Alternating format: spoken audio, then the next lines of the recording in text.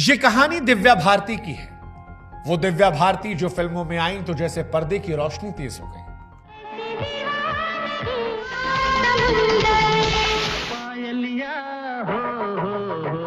जिन्हें देखकर लोगों को लगा कि यार हमें एक और श्रीदेवी मिल गई, जिनकी मुस्कान मासूम थी लेकिन रफ्तार हैरान करने वाली,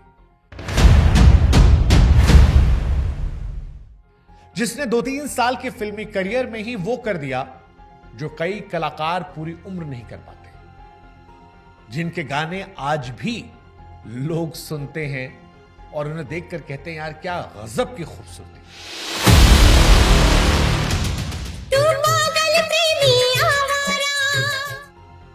लेकिन दिव्या की मोहब्बत जब पूर्ण हो रही थी तभी वो अधूरे सवालों को छोड़कर इस दुनिया से चली गई, और ये ऐसी मौत थी जिसे आज भी लोग पचा नहीं पाए। बॉलीवुड के अंदर कलाकारों की मौत कोई नई बात नहीं है, लेकिन कई बार कुछ मौतें सिर्फ इंसान को नहीं ले जाती, वो पीछे रहस्य छोड़ जाती है। दिव्या भारती की मौत भी वैसी ही थी, सिर्फ 19 साल की उम्र में, केवल 2-3 साल के करियर में, और एक ऐसे अंत पर जिस पर 3 दशक बाद भी बहस खत्म नहीं हुई है। आज भी लोग सवाल पूछते हैं कि दिव्या भारती की मौत हादसा थी, खुदकुशी थी, या फिर एक गहरी साजिश जिसे इतने शातिराना अंदाज में अंजाम दिया गया कि आज तक वो राज छिपा हुआ है।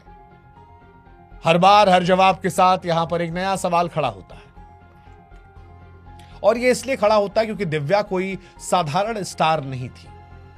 दिव्या भारती उस दौर की पैदाइश थी जब स्टार बनने में सालों लग जाते थे, लेकिन दिव्या भारती ने चंद महीनों में वो मुकाम हासिल कर लिया था जहां लोग उनमें श्रीदेवी जैसी महान कलाकार की परछाई देख रहे थे।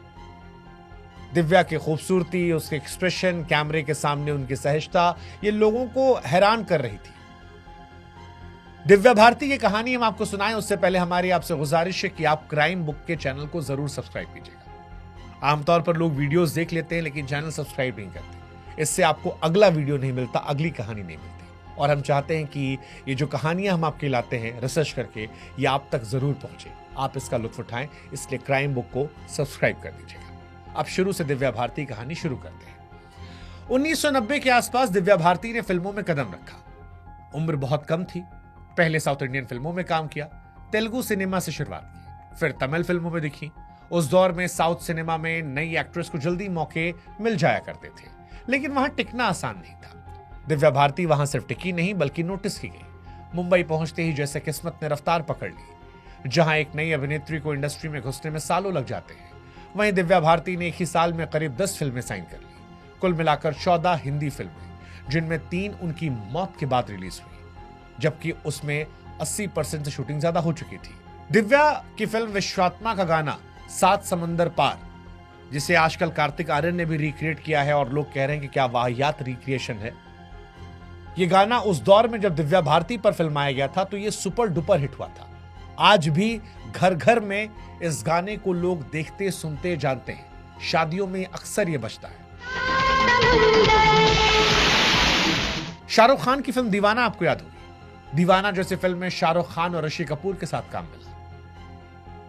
दिव्या भारती ने अपने काम से प्रभावित किया। शोला और शबनम में गोविंदा के साथ उनकी जोड़ी जबरदस्त हिट रही। सिर्फ 2 साल में दिव्या भारती इंडस्ट्री की टॉप यंग एक्ट्रेस में गिनी जाने लगी। कुल मिलाकर करीब 20 फिल्में, जिसमें 14 हिंदी की थी और 6 साउथ की, और यह सब तब जब उनकी उम्र केवल 19 साल थी या उससे भी कम थी। इसी तेज रफ्तार जिंदगी के बीच उनकी मुलाकात होती है साजिद नाडियावाला से। शोला और शबनम के सेट पर गोविंदा के जरिए पहली मुलाकात, फिर बातचीत बढ़ी, नजदीकियां बढ़ी और बहुत कम वक्त में प्यार हो गया। साजिद नाडियावाला उस वक्त इंडस्ट्री में एक उभरते हुए प्रोड्यूसर थे, लेकिन एक सच्चाई यह भी थी कि वो पहले से शादीशुदा थे। इसके बावजूद साल 1992 के आखिरी महीनों में दिव्या भारती और साजिद नाडियावाला ने इस्लामिक तरीके से शादी कर ली। काजी ने निकाह पढ़ाया, दिव्या भारती का नाम बदलकर सना नाडियावाला हो गया। हालांकि यह शादी दुनिया से छिपाई गई, वजह बताई गई करियर। इंडस्ट्री में कोई नई बात नहीं है। कई हीरो हीरोइन अपनी शादी और रिश्ते को इसलिए छिपाते हैं ताकि उनकी फिल्मों के बिजनेस पर असर ना पड़े। दिव्या भारती बहुत नई थी, फिल्में लगातार मिल रही थी, पैसा शोहरत दोनों आ रहे थे। इसलिए तय हुआ कि सही वक्त आने पर शादी का खुलासा कर दिया जाएगा। 1993 में साजिद नाडियावाला ने दिव्या भारती के लिए मुंबई के वर्सोवा इलाके में एक फ्लैट लिया, तुलसी अपार्टमेंट, 5वीं मंजिल, 3 बेडरूम का फ्लैट। ये फ्लैट न साजिद के नाम था न दिव्या के नाम। वो वहां पर किराएदार के तौर पर रहती थी। कभी कभी उनके भाई कुणाल भारती आते थे, माता पिता अलग रहते थे। जिंदगी बाहर से काफी परफेक्ट दिख रही थी। काम था, पैसा था, नाम था, शादी था। लेकिन सवाल यहीं से शुरू होता है, क्या सब कुछ सच में जितना आसान था उतना दिख रहा था? क्या इतनी कम उम्र में इतनी तेज रफ्तार संभालना आसान होता है?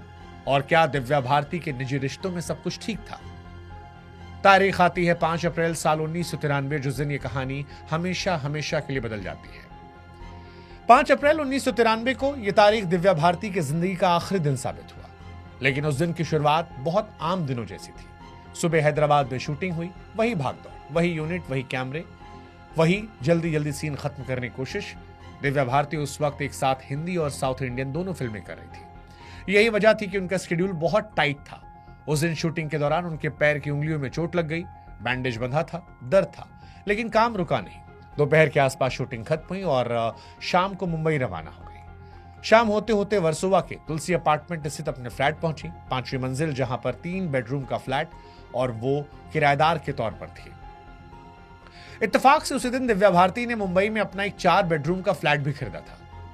ये बात बाद में पुलिस जांच में सामने आई। दिव्या इस डील को लेकर बहुत खुश थी, क्योंकि 19 साल की लड़की जिसने कुछ ही सालों में इतना नाम पैसा कमाया था कि वो मुंबई जैसे शहर में अपना घर खरीद सके, ये उनके लिए बहुत बड़ी बात थी।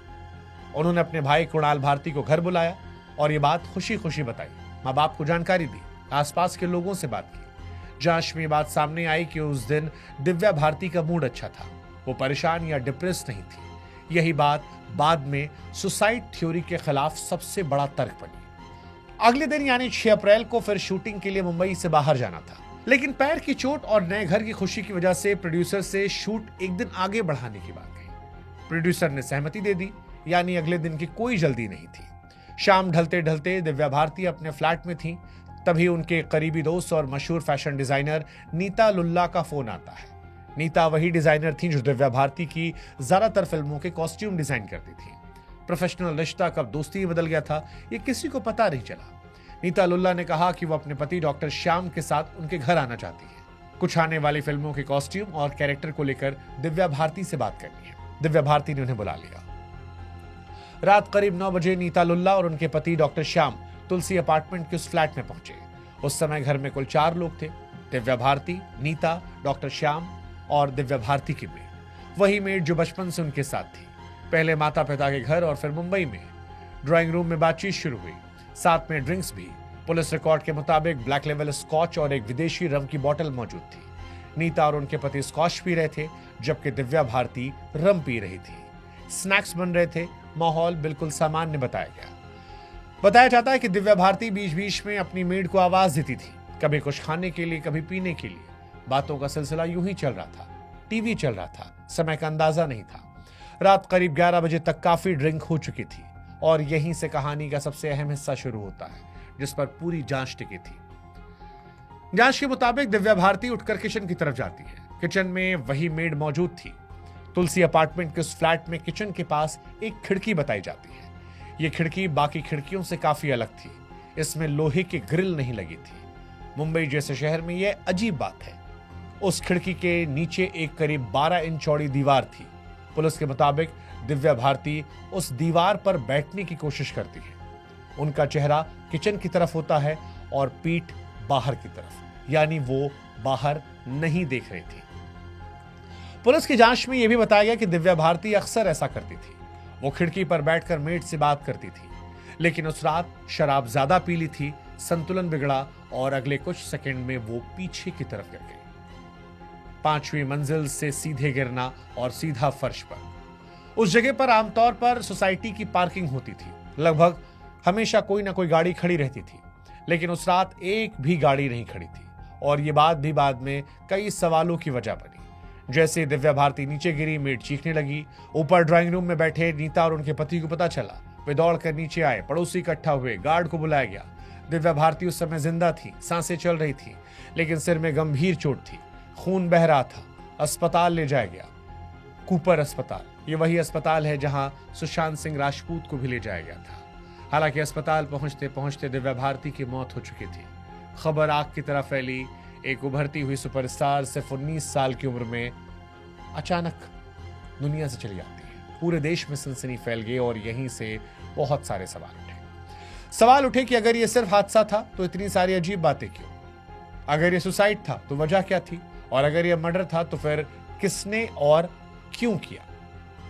दिव्या भारती की मौत की खबर आते ही यह साफ हो गया कि यह कोई साधारण मामला नहीं था। वजह सिर्फ ये नहीं थी कि वो एक मशहूर अभिनेत्री थी, वजह इसलिए भी थी क्योंकि हालात कुछ ज्यादा ही अजीब थे। वर्सोवा पुलिस स्टेशन के अंतर्गत थाने आने वाला केस सीधे पुलिस इंस्पेक्टर जे जाधव को गया। शुरुआती जांच उसी फ्लैट में शुरू हुई जहां दिव्या भारती की मौत हुई। पुलिस के सामने पहली सच्चाई ये थी, घर के अंदर कुल 4 लोग मौजूद थे। दिव्या, उनकी मेड नीता और डॉक्टर श्याम। दिव्या भारती अब नहीं थी, बाकी सब थे। जांच का पूरा ढांचा इनके बयानों पर टिका। सबसे पहले मेड का बयान दर्ज हुआ। मेड ने बताया दिव्या भारती शराब पी रही थी, कई बार किचन आई, स्नैक्स मंगाती रही और आखिरी बार जब आई तो खिड़की पर बैठने की कोशिश कर रही थी। उसके मुताबिक संतुलन बिगड़ा, पीछे की तरफ गिर गई। लेकिन यहीं पर एक अहम बात सामने आई। मेड ने यह नहीं देखा कि दिव्या भारती गिरते हुए कैसे नीचे गई। वो उस पल को प्रत्यक्ष तौर पर नहीं देख पाई थी, वो सिर्फ आवाज सुनकर मुड़ी थी।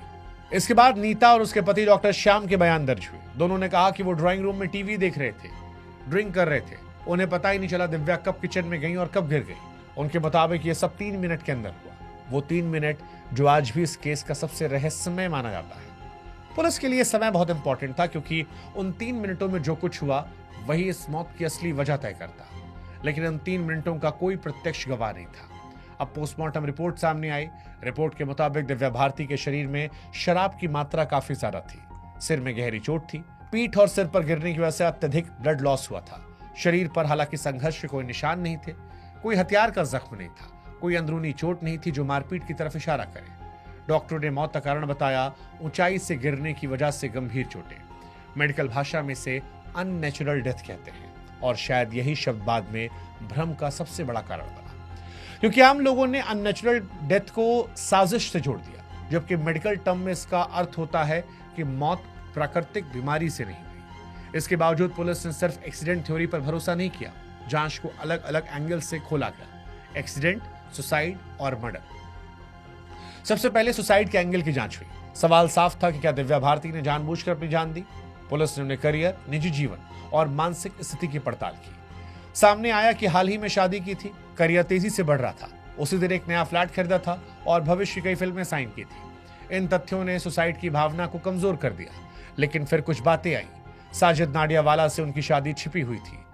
साजिद की पहली शादी और परिवार के कारण रिश्तों में तनाव की बातें आई।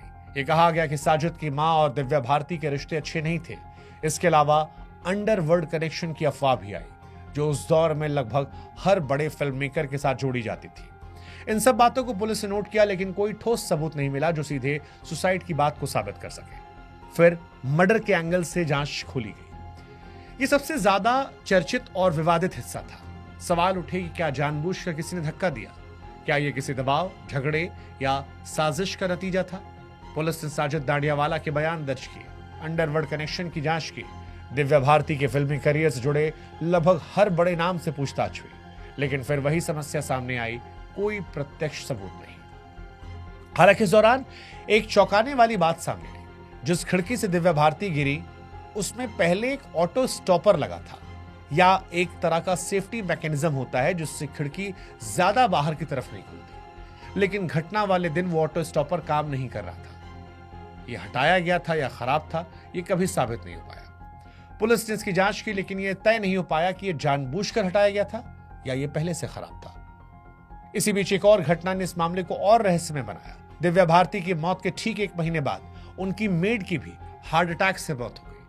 वो मेड जो आखिरी गवाह थी। इस घटना ने साजिश की थ्योरी को और हवा दी। हालांकि मेडिकल रिपोर्ट के मुताबिक उनकी मौत प्राकृतिक थी, लेकिन ऐसा संयोग यह शक को और गहरा कर रहा था। पुलिस ने 5 साल तक इस केस की जांच की। साल 1993 से लेकर 1998 तक हर एंगल खंगाला गया, हर बयान दोहराया गया, हर रिपोर्ट की समीक्षा की गई। आखिरकार 1998 में मुंबई पुलिस ने अपनी अंतिम रिपोर्ट को दाखिल किया। निष्कर्ष साफ लिखा था, दिव्या भारती की मौत एक एक्सीडेंटल डेथ थी। शराब के नशे में संतुलन बिगड़ने की वजह से वो खिड़की से गिर गई। ना सुसाइड के पुख्ता सबूत, ना मर्डर के। केस बंद कर दिया गया, लेकिन सवाल बंद नहीं हुए, क्योंकि कुछ कहानियां अदालत में खत्म हो जाती हैं लेकिन लोगों के जहन में नहीं। दिव्या भारती की मौत के बाद सबसे पहली चीज जो दिखाई पड़ रही थी वो थी खाली जगह। फिल्म इंडस्ट्री में एक ऐसी खाली जगह कम ही बनती है, खासकर तब जब कोई कलाकार अपने करियर के शिखर पर नहीं, रफ्तार के बीच अचानक चला जाए। दिव्या भारती के साथ वही हुआ। वो दौर ऐसा था जब एक ही साल में 10 फिल्में रिलीज करना असाधारण बात थी। दिव्या भारती ने करके दिखाया था। उनकी कुल 14 फिल्में हिंदी थीं, जिनमें 3 उनकी मौत के बाद रिलीज हुई। कई फिल्मों की शूटिंग बीच में अटक गई, कुछ फिल्मों को दोबारा शूट करना पड़ा। सबसे चर्चित उदाहरण तो आंदोलन पिक्चर का है, जिसे साजिद नाडियावाला ही प्रोड्यूस कर रहे थे। इस फिल्म की शूटिंग लगभग पूरी हो गई थी, लेकिन दिव्या भारती की मौत के बाद पूरी फिल्म को दोबारा बनाया गया और दिव्या भारती की जगह श्रीदेवी को लिया गया। ये वही श्रीदेवी थी जिनकी हम शक्ल कहे जाने की वजह से दिव्या भारती को शुरुआती पहचान मिली थी। जब दिव्या भारती बॉलीवुड में आई तब लोग कहते थे कि पर्दे पर श्रीदेवी की झलक लौट आई है। यही तुलना उनके लिए वरदान भी बनी, पहचान भी, और यही तुलना उनकी मौत के बाद एक अजीब इत्तेफाक में भी बदली। दरअसल दिव्या भारती की मौत के 25 साल बाद 2018 में श्रीदेवी की मौत हुई, दुबई के एक होटल बाथरूम में। रिपोर्ट में कहा गया कि एक्सीडेंटल डेथ है। शराब का जिक्र वहां भी आया। वहां गिरना नहीं था, यहां गिरना था। एक की मौत ऊंचाई से गिरने से हुई, दूसरी की डूबने से, लेकिन दोनों मामलों में एक ही शब्द लिखा गया, एक्सीडेंटल डेथ। यह सिर्फ संयोग था या फिर किस्मत की अजीब विडंबना, इसका जवाब किसी के पास नहीं है। लेकिन इतिहास में कुछ इत्तेफाक इतने सटीक होते हैं कि वे सवाल बन जाते हैं। दिव्या भारती के जाने के बाद साजिद नाडियावाला लंबे समय तक शक के दायरे में रहे। उनके बयान दर्ज हुए, उनकी निजी जिंदगी, पहली शादी, पारिवारिक दबाव, अंडरवर्ल्ड कनेक्शन की अफवाहें, सब कुछ खंगाला गया। लेकिन पुलिस को ऐसा कोई ठोस सबूत नहीं मिला जिसके आधार पर केस आगे बढ़ाया जाए। अंततः उन्हें क्लीन चिट मिल गई। हालांकि मीडिया ट्रायल कभी बंद नहीं हुआ।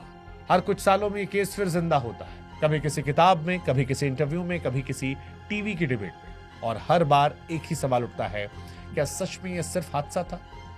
एक तरफ पुलिस रिकॉर्ड है, मेडिकल रिपोर्ट है, क्लोजर रिपोर्ट है। दूसरी तरफ आम समझ है जो कहती है कितनी सारी बातें अजीब एक घटना में कैसे हो सकती है। बिना ग्रिल की खिड़की, ऑटो स्टॉपर का उसी दिन काम ना करना, पार्किंग में रात को एक भी गाड़ी का ना होना, आखिरी 3 मिनट में कोई गवाह ना होना, और आखिरी गवाह की उनकी उस मेड की जो बचपन से उनके साथ थी, उसका दिव्या की मौत के 1 महीने बाद मर जाना। इन सवालों का जवाब शायद कभी नहीं मिल पाएगा, क्योंकि कानून सबूत पर चलता है और यादें शक पर। दिव्या भारती के माता पिता ने कभी भी खुलकर किसी पर आरोप नहीं लगाए। यह स्वीकार किया कि बेटी चली गई, लेकिन वजह को लेकर कोई दावा नहीं किया। शायद इसलिए कि कुछ जवाब इंसान को सुकून नहीं देते। आज जब पीछे मुड़कर देखा जाता है तो दिव्या भारती का अभिनेत्री ज्यादा संभावना लगती है, वो संभावना जो पूरी नहीं हो पाई। अगर वो जिंदा रहती तो शायद 90 के दशक का हिंदी सिनेमा कुछ और होता। शायद कई रोल, कई फिल्में, कई रिकॉर्ड किसी और के नाम ना होते। लेकिन इतिहास अगर मगर पर नहीं चलता। दिव्या भारती कहानी यहीं खत्म नहीं होती। यह हर उस जगह जिंदा रहती है जहां किसी जवान मौत को समझना मुश्किल हो जाता है। ये कहानी याद दिलाती है कि शोहरत जितनी तेज आती है उतनी ही तेज सब कुछ छिन जाता है, और कभी कभी सच अदालत में नहीं सिर्फ सवालों में बचा रहता है। साल 1998 में केस बंद हो गया। 27-28 साल होने को है, लेकिन आज भी स्टेटस वही है, क्लोज। लेकिन लोगों के जहन में ये केस कभी बंद नहीं हुआ, क्योंकि कुछ कहानियां इंसाफ के लिए नहीं, याद के लिए रह जाती हैं, और दिव्या भारती कहानी भी उन्हीं में से एक है। कहानी अच्छी लगी हो तो क्राइम बुक से जरूर जुड़िएगा। कोई और किस्सा कहानी सुनना हो तो कमेंट सेक्शन में लिखिएगा। इस रिश्ते को और मजबूत कीजिए, हमारा साथ दीजिए क्राइम बुक को सब्सक्राइब करके। जय हिंद, जय भारत, नमस्कार।